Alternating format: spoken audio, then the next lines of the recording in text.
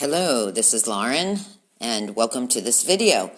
In this video, I'm going to be looking at the spring equinox chart. The exact date on that will be March 20th, 2024. I use the UK Greenwich as the birthplace, looking at the global situation, set for about 3:30 in the morning, which puts the sun exactly at 0 degrees of Aries. And, well, it's quite a chart, so let me get into it. Take a look at this. This chart also sort of gives us the picture of what's going on here between March 20th, 21st until June 21st. So there's a few things I want to talk about here that are standing out very strong. And we're going to start here with Pluto opposing the moon in this chart. And keep in mind here something which I don't think is a coincidence, is that the moon is positioned at 4 degrees of Leo. And it just so happens that in Israel's birth chart, their natal moon is at 4 degrees of Leo. So I really do believe that it is emphasizing what's going on in the Middle East, and particularly with Israel. And also I will just comment here that, you know, buckle up in April, May, June, because not only does Israel have Uranus conjunct its sun in May, but Palestine has Uranus opposed its sun in May and conjunct its midheaven in June. And you can watch the previous videos that I've done on both Israel and Palestine in both of their birth charts. So what's going on? Well, having the moon, we have to understand that the moon in mundane astrology, when we're looking at global situations, it represents and signifies the people and the population as a whole. And when it's, we could say, afflicted, because Pluto is opposing it, this can be unrest or discord among people. The 7th house, where it's positioned, has to do with other nations, foreign relations, international disputes, war and peace. So it certainly has to do with that. Also, as well as national disputes.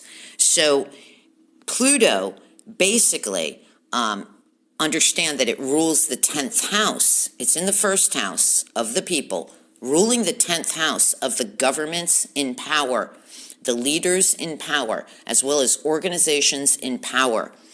And with the moon being opposed by Pluto, this can certainly be that the people are being somehow forced down, muffled, thwarted, whether that has to do with the people specifically of Israel or whether that has to do with the people of other nations. We could just say, again, the population as a whole. And Pluto wants to defend its position. You know, it wants to be its own authority.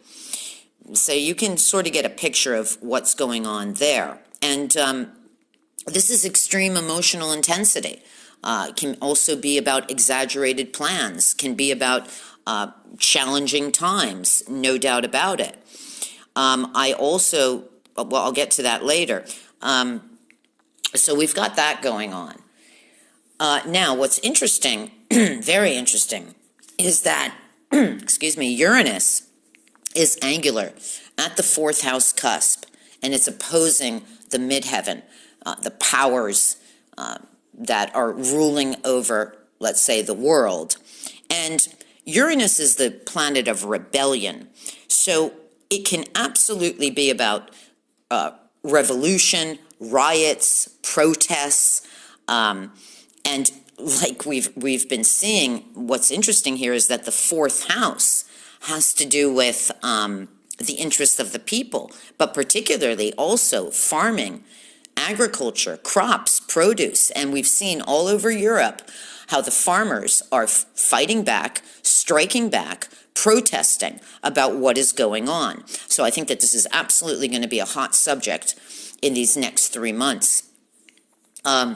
Also, Uranus, when it is so close to the angle of the fourth house can also have to do with severe weather conditions, such as flooding and storms and, earthquakes and tornadoes, etc., etc. So I think that there can absolutely be some, I don't want to go too deep down the rabbit hole here, but there can be weather used to sort of do some potentially disastrous things. Let me see if there's anything else I want to talk about there. And I just feel that, I really feel like the people are, I think this is like an out-and-out tipping point where the people are really starting to stand up for their rights and protest about this. Now, we also have, as if that wasn't enough, we've got Mars square to the midheaven. And, just generally speaking here, Mars rules over war, military, armed forces. We can look at it two different ways, because the first house has to do with the voice of the people. So again, it could be sort of an echo of what's going on with Uranus, people not taking it anymore, standing up against their government. But it could be just, the whole horoscope could be talking about a war situation where, Mars is involved here, Pluto opposed the moon, Uranus opposed the midheaven. I mean, it just can't get hotter than that. Now, it can be aggression from the people or against the people. Mars happens to rule the third house in this horoscope, and the third house deals with all forms of transportation, communication. That includes the media, mainstream media, the news, information, the internet. So, I don't want to be a doom and gloomer here, but it is possible that not only will there be potentially more censorship going on through the internet, but it could be all sorts of maybe governments using the internet to potentially do a blackout on the internet, or, trying to suppress the people as there's an uprising going on here. So using all different types of ways to thwart the people, using force in different ways. So we've got that. The final thing I'll point out to you is that, and this has to do with the financial situation globally, we've got around the first house there, we've got Saturn conjunct Venus, and understand that Venus is connected with resources and finances through bankers, financial institutes, also ruling over farming, which is interesting. But we also have Neptune conjunct Sun, and remember that the Sun is always like the head of state, leaders in power, etc. Neptune can be absolutely deceptive, and it's in the second house. And of course, the second house has to do with banks, financial institutions, money markets, investments, stocks, currency, the currency, and its circulation. So I think we're in for a wild ride, big time.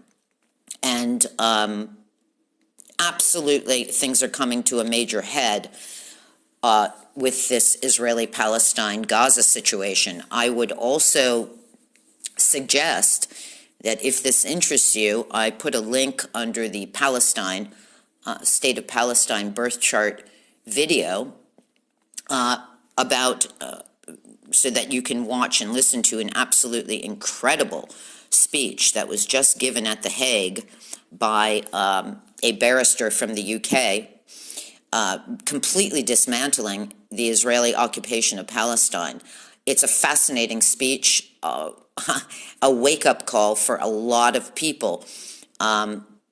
So, you know, I think that Israel right now, through this chart and through what's coming up, I mean, the SHIT is about to hit the FAN, if you know what I'm talking about. So who knows what they're planning? Who knows what's coming?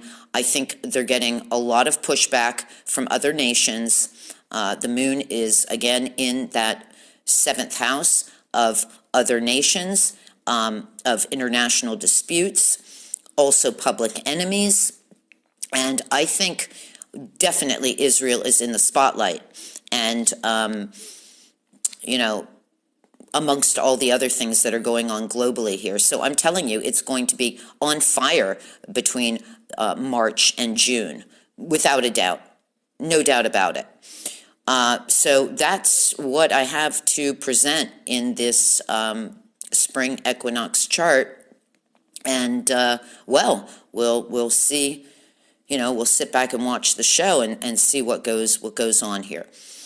Okay, so thank you so much for listening, subscribing, giving it a thumbs up if you like it. And, yeah, appreciate that. And blessings go out to everybody. And see you on the next video. So take care. Bye-bye now.